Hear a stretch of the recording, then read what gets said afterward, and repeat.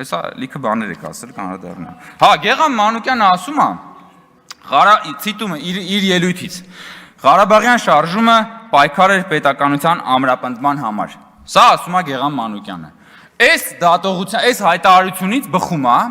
որ Ղարաբաղյան շարժման հետևանքով Հայաստանի Հանրապետության պետականությունը պետք էր ամրապնդվի, ճիշտ է։ 1994 թվականի զինադադարից հետո ընդամենը 2 տարի անց Հայաստանում սկսվեց ընտրակեղծարարության մեխանիզմը, առաջին անգամ կեղծվեցին ընտրությունները։ Կարճ ժամանակ անց Հայաստանում տեղի ունեցավ հեղաշրջում հենց իրենց ղեկավարի ուրեմն կողմից եւ ակտիվ մասնակցությամբ։ Այսինքն, երբ որ մենք խոսում ենք պետականության ամրապնդման մասին, չենք կարող խոսել ընտրակեղծարարության մասին, ժողովրդի կամքը գողանալու մասին, ժողովրդին բռնանալու մասին։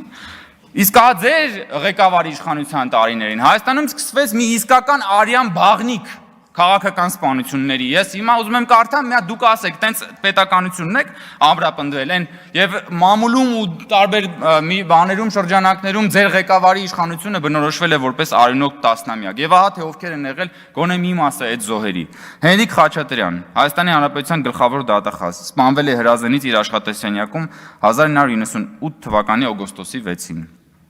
Արամ Կարապետյան, Հայաստանի Հանրապետության տրանսպորտի նախկին դատախազ,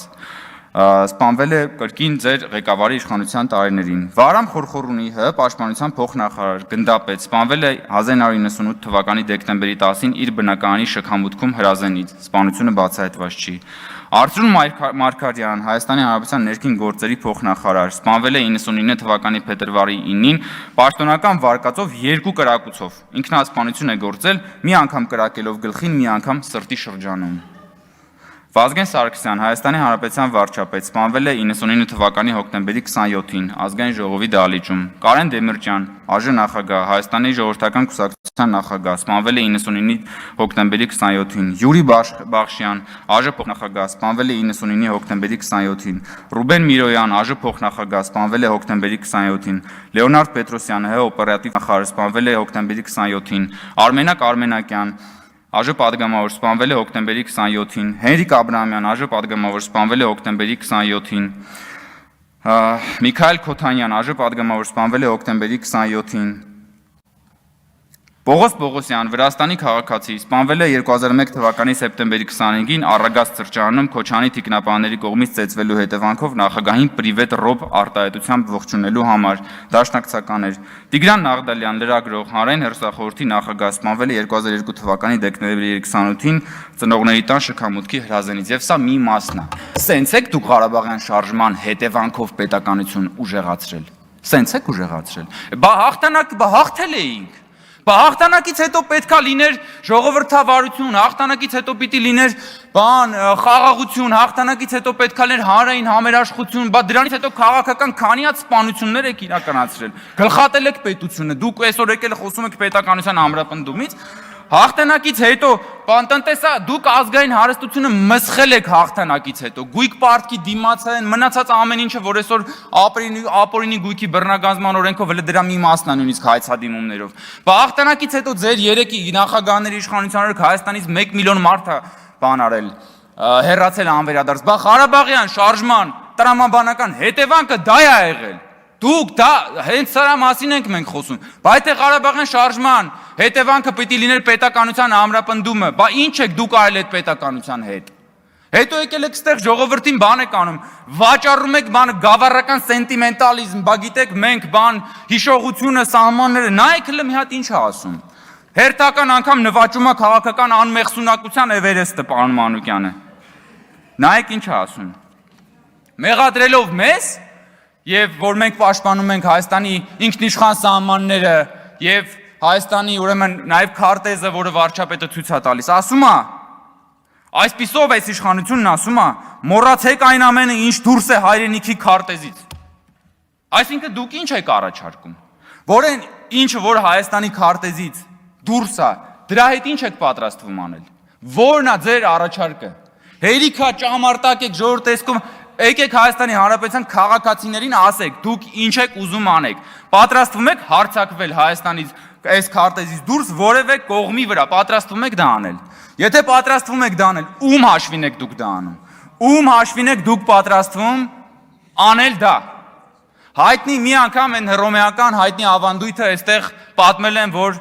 կամուրջի շինարարներին առաջինը, երբ որ կամուրջը առաջին անգամ շահագործվում էր, նրանց եւ նրանց ընտանիքի անդամներին կանգնեցնում էին այդ կամուրջի տակ։ Հիմա դուք, երբ որ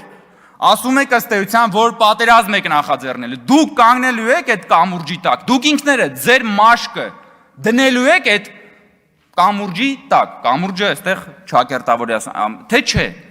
Մնացածը ժողովուրդ ուղղակի ցնդաբանությունն է, ինչեր եք խոսում, ինչ հեքիաթի մեջ եք ապրում դուք։ Ձեզ թվում է դուք եք վիրավորում մարդկանց բանականությունը։ Ձեզանից ինչ հարեն ասեր։ Դուք վաճառել եք, դուք ես էլի այն անգամ ասեցի, դուք Արարատը մոնետիզացրել եք։ Հետո այդ նույն Արարատը, երբ որ Թուրքիայի նախագահը եկել է, հանել եք Հայաստանի հավաքականի շապիկից, գոնե մի եկեք այստեղ բան ձևացեք։ Կույս ձևացեք։ Հա, ինչ վերաբերվում է մեր քննարկվող հարցին։ Այստեղ արձանագրվեց, ես ուզում եմ եւս մեկ անգամ արձանագրել։ Հայաստանում երբեք անկախացումից սկսած երբեք մամուլը այնքան ազատ չի եղել, որքան այսօր։ Դա ուղղակի դա աքսիոմատիկ ճշմարտություն է։ Հայաստանում չի եղել նման բան, որ ընդդիմությունը տիրապետի լրատվական դաշտի 90%-ին, իշխանությունը 10%-ին։ Հայաստանում երբեք չի եղել, որ իշխանությունը, որ ընդդիմությունը տիրապետի 10 պատիկ անգամ ավելի շատ ֆինանսական ռեսուրսի, քան իշխանությունը։ Եվ ի վերջո ես նորից ուզում եմ այդ հարցը տալ, պարոն Մանուկյանը գնաց։ Ուր է Սրբազանի հարցազրույցը։ Դուք խոսում եք այստեղ մամուլի ազատությունից, ասում եք, որ մենք ճնշում ենք եւ այլ, բայց ձեր Սրբազանը, որի հետևից դուք գնում էիք, որը Էմիլ Սրբազանի հետ ձեր քաղաքական հոգեհանգիստներ կազմակերպում, դուք էլ հորժարաբար մասնակցում էիք դրան։ Հետո գնում է ձեր հեռուստատեսությունում հարցազրույց է տալի, ձեր շեֆին մի երկու թթու բան է ասում, այդ մարդու հարցազրույցը բան է կանում։ Չնայած նայել մի եսի միշտ չի Ստալինա սիրտ ուզում, դուք երևի իր սրտի հենց ուզած լրատվամիջոցներ, այդ չի հարցը, բայց դուք փաստացի ինքներդ խտրականության եք դիմում բանի նկատմամբ։ Եվ մի հատ ուրիշ ներողություն հիմա ավարտում, մի հատ ուրիշ պարադոքս կա, սիրելի գործընկերներ։ Ուրեմն այս ընդդիմությունը, խորհրդարանական ընդդիմությունը մեղադրում է իշխանությանը, որ իշխանությունը իրենց հետապնդում է, լցնում է բանտերը եւ չի թողում, որպեսզի իրենք քաղաքական գործունեությամբ զբաղվեն, եւ կան այլ ընդդիմադիր գործընկերներ, ովքեր մեղադրում են իշխանությանը, որ իշխանությունը իրենց չի լցնում բանտերը, չի բռնում, չի հետապնդում, որպեսզի իրենք քաղաքականությամբ զբաղվեն։ Եվ քանի որ այս երկու մեղադրանքն էլ կա, ես գալիս եմ այն համոզման, որ իշխանությունը ամեն ինչ անում է շատ ճիշտ, եւ իշխանությունը հիմնվում է սկզբունքների վրա։ Եվ սա է իրականությունը։ Եվ նորից եմ ասում, Հայաստանի Հանրապետությունում երբեք մամուլն այսքան ազատ չի եղել, Հայաստանի Հանրապետությունը երբեք այսքան ժողովրդավար չի եղել, Հայաստանի Հանրապետությունը երբեք այսքան մեծ շանս չի ունեցել սեփական ինքնիշխանության պաշտպանության համար, ահա թե ինչու աղմկում է խորհրդարանական ընդդիմությունը։